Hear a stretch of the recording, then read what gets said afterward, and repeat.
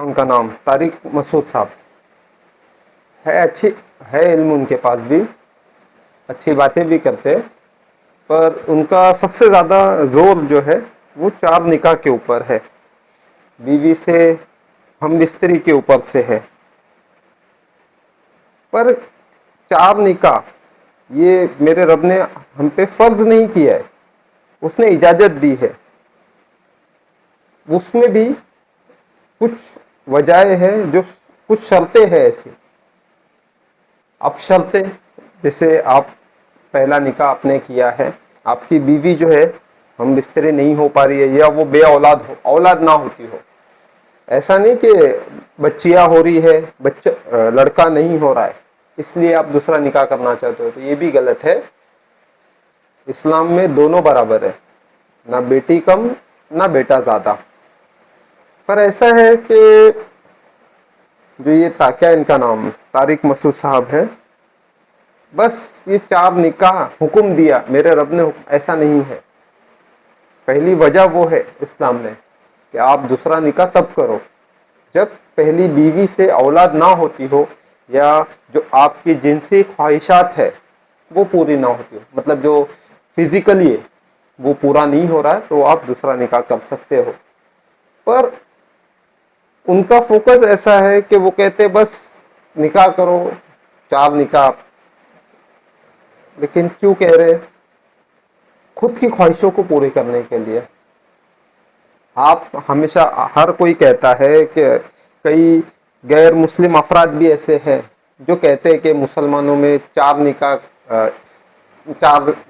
کرتے، 4 شادیاں کرتے، اور ہمارے مسلم کہتے بھی ہے کہ 4 نکاح کرنا سنت ہے۔ تو سنت صرف 4 نکاحوں میں دکھ رہی ہے آپ کو؟ میرے نبی نے پہلا نکاح جو کیا اس وقت آپ کی عمر مبارک 25 برس تھی، اور اماں ختیجہ کی عمر 40 برس تھی۔ یہ ہمت ہے آپ لوگوں میں کہ پہلا نکاح آپ میرے نبی کی اس سنت کو ادا کر کے کرو؟ اگر وہ ہمت ہے تو آپ نبی کی باقی جو سنت ہے اس پہ عمل کرنے کے بارے میں سوچئے کہ 4 نکاح کرنا چاہیے، صحیح بات ہے۔ ابھی ایک ہمارے کیا ان کا نام، ایک دوست ہے ہماری، دوست کیا کہ یہ فالوور ہی ہے ہمارے، انہوں نے نا ایک ویڈیو ہمیں بھیجا تھا، طارق مسعود صاحب کا ہی ہے، پہلے آپ ذرا سنیے کہ کیا کہہ رہے ہیں۔ بیوی کا شوہر کو ہم بستری سے روکنا، حدیث میں ہے کہ جو بیوی اپنے شوہر کو ہم بستری کرنے سے انکار کرے اس پر رات بھر لعنت برستی ہے۔ اس حدیث کی وضاحت فرما دیں۔ دیکھیں حدیث میں آتا ہے کہ کوئی عورت، کوئی شوہر اپنی بیوی کو رات کو اپنے بستر کی طرف بلائے، کنایہ نہیں ہم بستری کرنا چاہتا، وہ عورت منع کر دے، فرشتے اس پہ ساری رات لعنت بھیجتے ہیں۔ بالکل صحیح حدیث ہے۔ شریعت میں مرد کا حق ہے کہ عورت اس کو ہم بستری سے نہیں روک سکتی۔ آپ صلی اللہ علیہ وسلم کی ایک حدیث میں یہاں تک فرمایا کہ عورت اگر یعنی چولہے پہ ہو، روٹی پکا رہی ہو، اس طرح کی حدیث کا مفہوم ہے، یعنی بہت بزی بھی ہو تو بھی اس کو اپنی وہ اپنے کام کو چھوڑ کر شوہر کی خواہش کو پورا کرنا پڑے گا۔ خواتین اس میں اپنے آپ کو مردوں جیسا سمجھتی ہیں، وہ سمجھتی ہے ہمارا اس میں وہی حق ہے جو مرد کا حق ہے۔ بھئی اللہ نے دونوں کے ڈیزائرز میں زمین آسمان کا فرق رکھا ہے۔ یہاں فوراً بعض خواتین یہ سوال پوچھتی ہے کہ اچھا اگر عورت کے دل میں خواہش ہو اور مرد وہ خواہش پوری نہ کرے تو کیا مرد پہ بھی لعنت ہوتی ہے؟ اس کا سیدھا جواب یہ کہ نہیں، مرد پہ لعنت نہیں ہوتی۔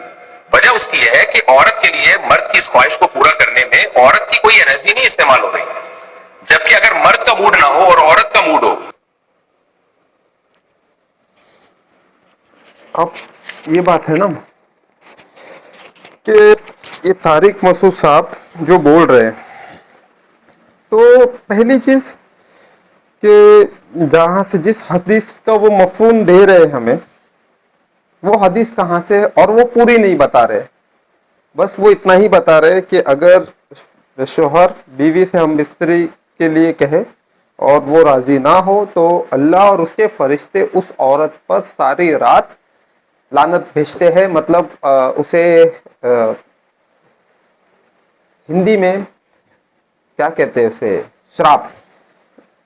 پر ایسا نہیں ہے، آپ صلی اللہ علیہ وسلم کی حدیث ہے وہ، اور حدیث کا مفہوم ایسا ہے کہ اگر شوہر بیوی کو ہم بستری کے لیے کہے اور وہ راضی نہ ہو تو پہلا حکم ہے کہ बीवी से पूछे कि उसे कोई तकलीफ है, कोई परेशानी है या कोई जिस्मानी तकलीफ हो रही हो, ये पूछने का हुक्म दिया गया है उसी हदीस में जिस हदीस का क्या कहते हैं तारिक मसूद साहब वसीला दे रहे हैं। हाँ, तो उस हदीस में सवाल पूछने का हुक्म दिया है कि बाबा उसे पूछना है आपको कि कोई तकलीफ तो नहीं है, अगर तकलीफ नहीं है, अगर तकलीफ है, अगर नहीं है तो ठीक है, तो कारण क्या है वो भी जानना जरूरी है शौहर के लिए। वो जानने के बाद, पहले पूरी बात को समझिए कि वो जानने के बाद ही शौहर नाराज हो सकता है।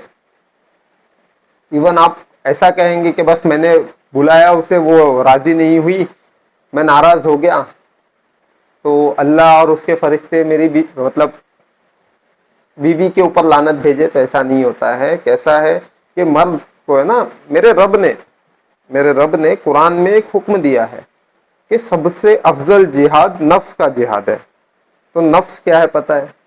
नफ्स यही चीज है ना, हाँ, हम बिस्तरी, दौलत कमाना, लोगों से जलन और हसद रखना, ये नफ्स है।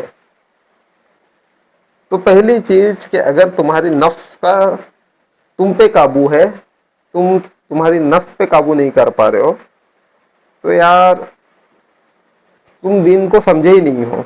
बीवी का मतलब सिर्फ उतना ही नहीं है जो ये कह रहे हैं ना कि वो रोटी पका रही हो तुम बुला लो, उसको आना पड़ेगा, ऐसा नहीं होता है।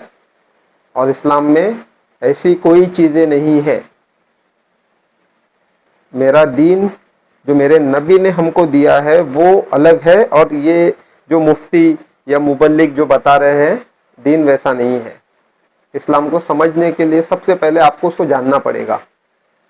पर कैसा है ना, आज हमारी नस्लें जो है ना, जो जवान है, वो बस फोन या ऐसे ही कोई मौलवी बयानात कर रहे हैं, उनकी बातों पे बह रहे हैं। अभी पहली चीज कि निकाह, 4 निकाह अगर सुन्नत है ठीक है, तो मेरे नबी ने जो 4 निकाह किए, हर निकाह के पीछे राज है। पहली बीवी अम्मा खतीजा, आपकी उम्र मुबारक 40 बरस, आप सल्लल्लाहु अलैहि वसल्लम की उम्र मुबारक 25 बरस। क्यों? वो तो वो बेवा थे। ये मुफ्ती साहब, इनसे पूछिए कि इन्होंने पहला निकाह जब किया तो इनकी उम्र क्या थी, और इनकी जो जौजा है उनकी उम्र क्या थी? इनसे छोटी थी वो।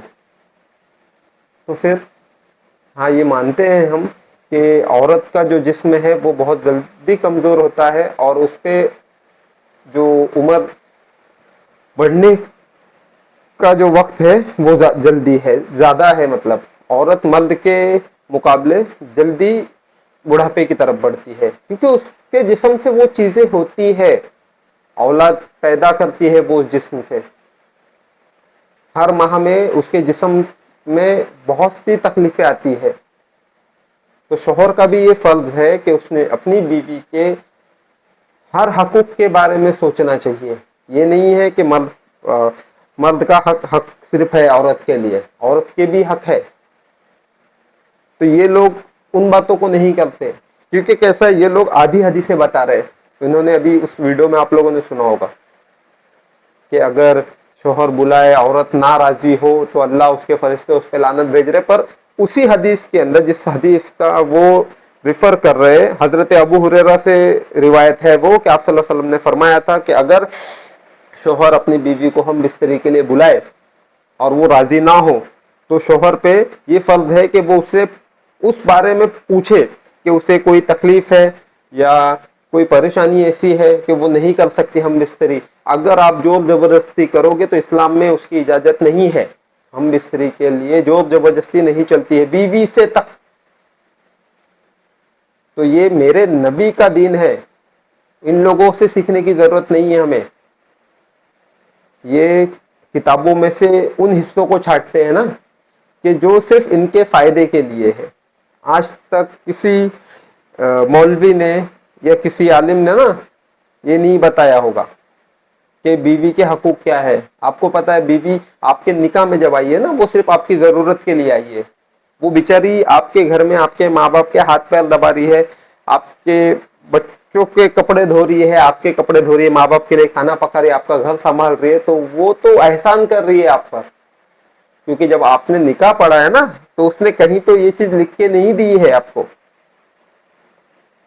कि मैं ये सब चीज करूंगी। और इस्लाम भी उस चीज के लिए नहीं कहता है। इस्लाम में यहां तक के कहा गया है कि निकाह होने से किबल पहले शोहर ने एक अलहदा मकान रखना चाहिए अपनी बीवी के लिए। तो ये इस्लाम है। इन लोगों से आप इस्लाम सीखोगे तो बस बेड़ा गर्क होगा, बाकी कुछ नहीं होने वाला। तो पहली चीज कि इस्लाम को सीखने के लिए ना किताबों को पढ़िए, मुताल्ला खुद कीजिए उनका।